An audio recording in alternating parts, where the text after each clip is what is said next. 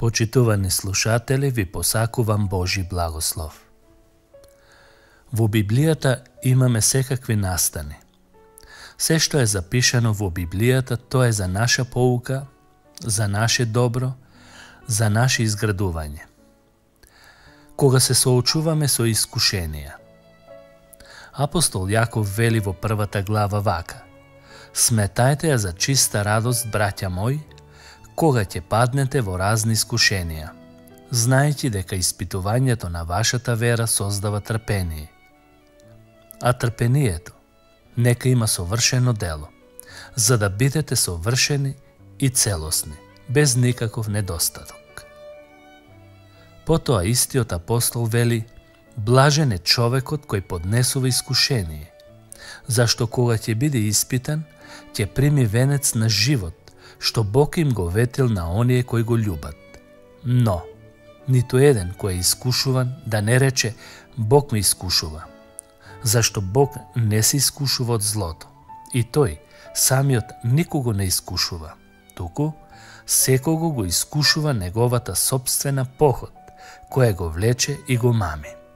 Потоа, похотта зачнува и раѓа грев, а направениот грев раѓа смрт.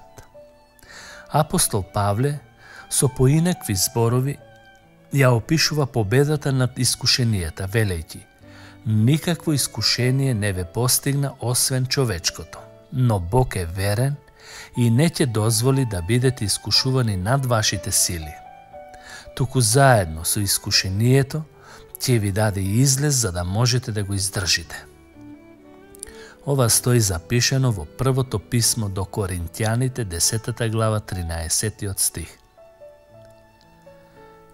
Кога ти треба водство во животот, Библијата вели: надевај се на Господ со сето свое срце и не се потпирај врз сопствениот разум. Мисли на Него на сите своји патишта и Тој, се мисли на Бог, ќе ги исправи твоите патеки. Поговорки, 3 глава, 5 и 6 стих. А пак апостол Јаков во своето писмо вели: ако некому од вас му недостига мудрост, нека ја моли од Бог, кој им дава на сите изобилно и без укор, и ќе му се даде. Како трето, кога ти треба опростување. Апостол Јован пишува: ако ги исповедаме своите гревови, тој е верен и праведен, да ни ги прости гревовите и да не очисти од секоја неправда. Прво Јованово писмо, 1 глава, 9 стих.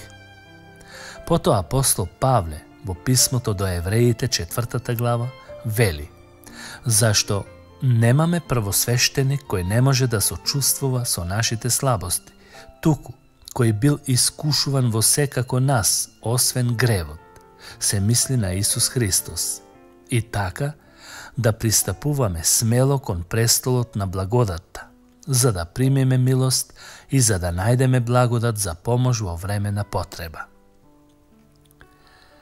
Кога имаш многу проблеми и грижи во твојот живот, псалмистот запишал: довери му ја на Господ сета своја грижа и тој ќе те подкрепи. Не ќе остави никогаш да се сопне праведникот. А Петар во Новиот Завет нагласува: и така, понизете се под силната Божја рака, за да ве возвиши во вистинско време и секоја своја грижа фрлете ја на Него, зашто Тој се грижи за вас.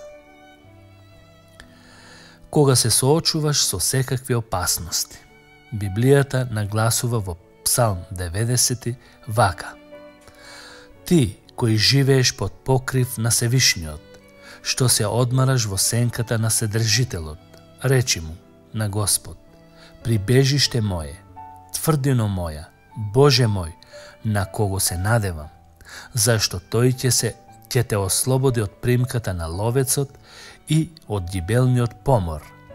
Ќе те заштити со своите крила и ќе се засолниш под неговите крилја. Неговата вистина е штит и закрила. Не ќе се боиш од ноќен страв, ниту од стрелата што лете дење. ниту од поморот што се подкрадува во темнина, ни од гибелта што опустува напладне. И нека паѓаат 1000 покрај тебе, 10.000 до твојата десница, но до тебе нема да се приближи. Нема да те најде несреќата, неволјата нема да се доближи до твојот шатор, зашто им заповеда на своите ангели да те чуваат на сите твои патишта. Ќе те носат на раце, за да не се сопнеш на камен. Тоа е прекрасно ветување во овој псалм. Кога си во финансиска криза, Библијата нагласува: младите лавови трпат беда и гладуваат, а кои го бараат Господ, не трпат оскудица. Млад бев и остарев, но не видов напуштен праведник, или неговите деца да просат за леп. А мојот Бог, пишува апостол Павле, ќе ја исполни славно секоја ваша потреба, според своето богатство во Исуса Христа, нашиот Господ. Филипјаните, 4 глава, 19 стих. И кога некој се сомнева во спасението. И ова е сведоштвото. Бог ни даде вечен живот, и тој живот е во Неговиот Син. Кој го има Синот, има живот. Кој го нема Божиот Син, нема живот. Ова ви го напишав вам, кои верувате во името на Божиот Син, за да знаете дека имате живот вечен и да верувате во името на Божиот Син. Потоа Господ Исус Христос вели: моите овци го слушаат мојот глас, и јас ги познавам, и тие идат по мене. Јас им давам вечен живот и никако нема да загинат, и никој нема да ги грабне од мојата рака. Мојот татко, кој ми ги даде, е поголем од сите, и никој не може да ги грабне од раката на мојот татко. Евангелие според Јован, 10 глава, од 27 до 29 стих.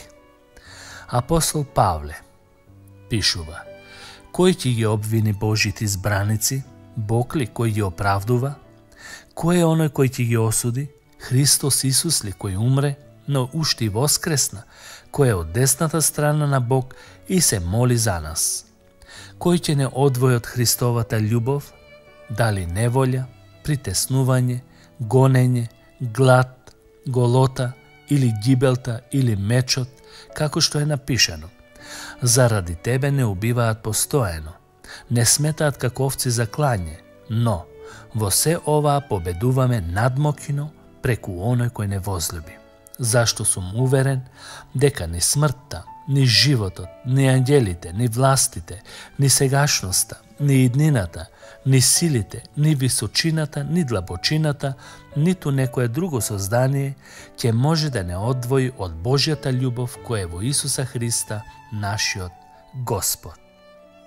Писмо до Римјаните, 8 глава, од 33 до 39 стих.